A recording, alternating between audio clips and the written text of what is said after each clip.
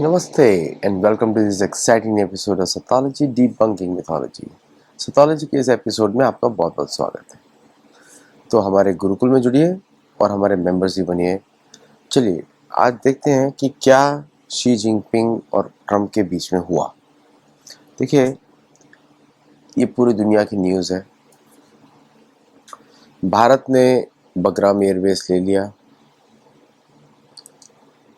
उसके पहले ही लिया। ट्रम्प ने भारत को चाबहार पोर्ट की, भारत को तो मांगना ही नहीं चाहिए, सैंक्शंस लगाते रहो। अब भारत को सैंक्शंस लगाने चाहिए। मैं हमेशा बोलता रहा हूँ, सबको बोलता रहा हूँ। तो बागराम बेस भारत के पास ताइनी एयरबेस से वहाँ से निकाला बिकॉज ऑफ लोकल प्रेशर्स, और अमेरिका ने निकलवाया वहाँ से, आपको मालूम ही है। और यहाँ पे बागराम बेस से भारत आ गया, उससे भी better position. Okay, Bagram base बहुत ही बड़ा है, उसे चीन पे भी नज़र रखी जा सकती है। ठीक है, जो चीन का जो शिंजियान प्रोविंस है उस पर नज़र रखी जा सकती है।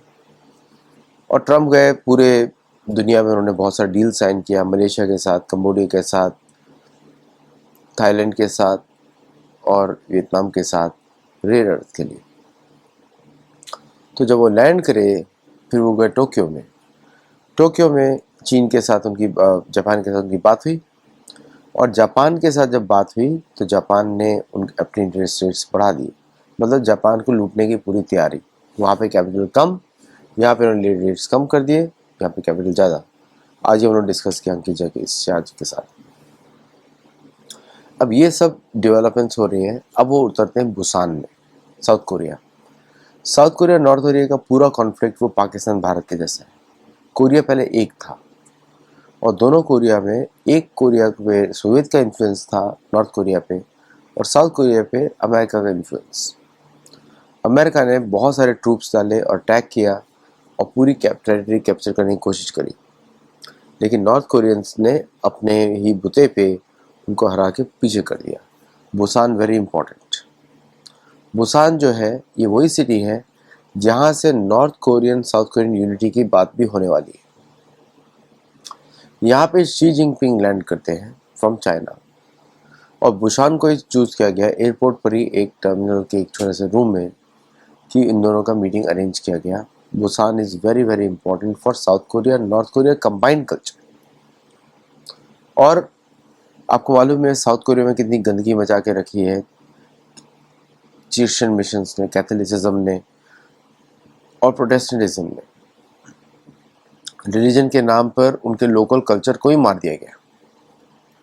और कोरियन, साउथ कोरियन को बहुत दुख है इस बात का। नॉर्थ कोरियन उन पर हंसते हैं कि तुमने चर्च के चक्कर में अपनी यूनिटी खराब कर दी, वेस्ट के चक्कर में, और वेस्ट उनसे पैसा ही मांग रहा है। यहाँ तक कि साउथ कोरिया से ट्रम्प ने मांगे $350 बिलियन, और साथ में भी बात करी कि उनको बेस खरीद लेना चाहिए। They should not be paying, permanent base होना चाहिए। अमेरिका जो भी बेस लेता है उसको कभी खाली नहीं करता। अब एक्सट्रीम सिनेरियो में उसको खाली करना पड़ता है जगह जगह से, जैसे बागराम बेस को खाली करना पड़ा था। तो अब जाके उसकी शी जिनपिंग से मीटिंग होती है, 1.5 घंटे की मीटिंग होती है। उसके पहले ही चीन तो सरेंडर कर चुका है। चीन सरेंडर कर चुका है। सारे 1 साल का जो उसका लेवरेज था, 1 साल का जो रेयर अर्थ का वो एग्रीमेंट पहले ही साइन कर चुके थे। लेकिन बात कुछ और निकलती है। ट्रम्प टैरिफ्स को 3% कम करते हैं, 3% ही सिर्फ, और वो 1 साल के लिए सप्लाई करने के लिए मान जाता है। प्लस जो उसका जो एक्सपोर्ट्स है मंथली, उसको सेव करता है शी जिनपिंग। जो यूएस को है $300 बिलियन का, उसको सेव करता है, क्योंकि बहुत सारी फैक्ट्रीज चलती हैं भारत में, चाइना में। साथ में ही चाइना जो है भारत के साथ कोऑपरेट करने की कोशिश करता है इन द एशियान, क्योंकि ये जो साल है 2026 भारत और एशियान के कोऑपरेशन का साल है। तो ट्रम्प को एशियन को भी मालूम है, और एशियन को मालूम है कि मैरीटाइम सिक्योरिटी के लिए भारत जरूरी है। चाइना को भी मालूम है, और चाइना और भारत जो है अमेरिका कहने पे लड़ने वाले नहीं है, ये चाइना को अच्छी तरह मालूम है। तो चाइना का कॉन्फिडेंस भारत के ऊपर ज़्यादा है। तो यहाँ पे भारत पूरी इस मीटिंग में छाया रहा। पूरी मीटिंग में भारत ही का ही पर्सपेक्टिव था, इंडिपेंडेंट फॉरेन पॉलिसी। और चीन ने, शी जिनपिंग ने ट्रम्प को यही बोला कि हमारी फॉरेन पॉलिसी इंडिपेंडेंट है और हम लोग आपके ऊपर डिपेंडेंट तो हैं लेकिन हम डाइवर्सिफाई करेंगे। तो चाइना ने 1 साल को डाइवर्सिफाई करने में लगाएगा। $300 बिलियन का जो एक्सपोर्ट है उसको शेयर करेगा अक्रॉस ऑल द टेरिटरीज। और दुनिया को मालूम है चीन is one of the largest importers of Russian oil. फिर भारत का नंबर आता है और भारत ने भी अपना जो सैंक्शंस लगाए गए थे उसके थ्रू भारत भी ऑल्टरनेटिवली काम कर रहा है ऑन मेनी फ्रंट्स। और भारत ने एक तरीके से अमेरिका को एक लीवेज दिया। चीन ने भी बोला सोयाबीन खरीदेगा, सोयाबीन खरीदेगा, भारत ने भी बोला हम आपसे ऑयल खरीदेंगे, LNG खरीदेंगे। इस तरह भारत ने डाइवर्सिफाई किया अपना बास्केट। इसलिए चाबहार की डील भी हो गई, चीन की भी डील हो गई और इस समय only thing remaining is Russia. लेकिन क्योंकि भारत, रशिया, चीन एक साथ हैं, RIC एक साथ हैं, तो रशिया के साथ भी डील होगी। मतलब क्या डील होगी मैं आपको बता देता हूँ। यूक्रेन का डिवीज़न, ईस्टर्न यूक्रेन से mineral rights to America for some time, क्योंकि कहीं ना कहीं अगर युद्ध बचाना है तो किसी को तो बचाना पड़ेगा। भारत ने 10 साल की डिफेंस डील भी 10 ईयर फ्रेमवर्क साइन किया है राजनाथ सिंह और पीट हेगसेथ के द्वारा, और इससे भारत के लिए और अमेरिका के लिए एक और शांति, जो डिफेंस टाइज हैं वो बढ़ रही है। डिफेंस टाइज बढ़ रही हैं, ट्रेड जो है उस पर दोनों को फैसिलिटेशन हो रहा है और साथ में शायद ट्रेड डील साइन ना हो लेकिन ट्रेड चलता रहेगा, ट्रेड डील साइन ना हो। और 50% तो अमेरिकन कंज्यूमर को जाने वाला है, क्योंकि भारत के एक्सपोर्ट्स बहुत ही कम है अमेरिका को, और अमेरिका से कोई इसको फ़र्क ज़्यादा पड़ता नहीं है। अगर सर्विसेज को अगर हम टाई अप करेंगे तो भारत के एक्सपोर्ट्स ज़्यादा है, लेकिन सर्विसेज को इसमें नहीं डाला जाता। सर्विसेज को अमेरिका ने बड़ी चालाकी से बाहर रखा है। चाइना के लिए उन्हें गुड्स एक्सपोर्ट्स हैं, सर्विसेज नहीं है इतना एक्सपोर्ट्स, क्योंकि चाइना ने वो सारा डेवलपमेंट जो है is only meant for the export based economy. तो शी जिनपिंग और ट्रम्प की मीटिंग में एक बात तो साफ हो गई कि अमेरिका और चाइना के बीच का कोल्ड वॉर ख़त्म हो जाएगा टेम्परेरीली, नॉट परमानेंटली। क्योंकि जो डीप स्टेट है चर्च ऑफ इंग्लैंड, आप मेरी ये बुक पढ़िएगा ध्यान से, मेरी बहुत सारी बुक्स हैं, ये है, फिर मेरी ट्रांसेंडिंग द माइंड बुक है जो योग सूत्र के ऊपर है। इसे बुक्स देखिएगा तो आपको समझ में आएगा मैं क्या बात कर रहा हूँ।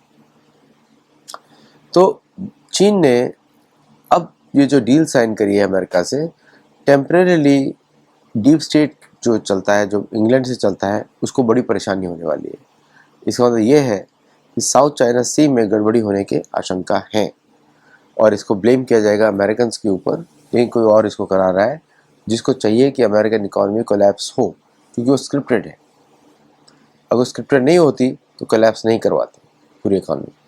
तो टेम्परेरीली इस हॉलिडे सीज़न तक अमेरिका में कुछ होने वाला नहीं है। जैसे हॉलिडे सीज़न ख़त्म होता है, भयंकर decoupling is going to start from January 2026 from China, from Japan, from India, from other countries. इसलिए सभी लोगों ने मिलकर क्रिसमस तक शांति का ये डील किया है। ये शांति सिर्फ क्रिसमस तक है, उसके बाद से शांति भंग होने वाली है। और इसके बारे में हम बहुत सालों से बोल रहे हैं। नेशनल गार्ड्स को एक्टिवेट कर दिया गया है। हर सिटी में 250 से 500 नेशनल गार्ड्स रहेंगे जो राइट कंट्रोल के लिए यूज़ किए जाएंगे with all the top equipments.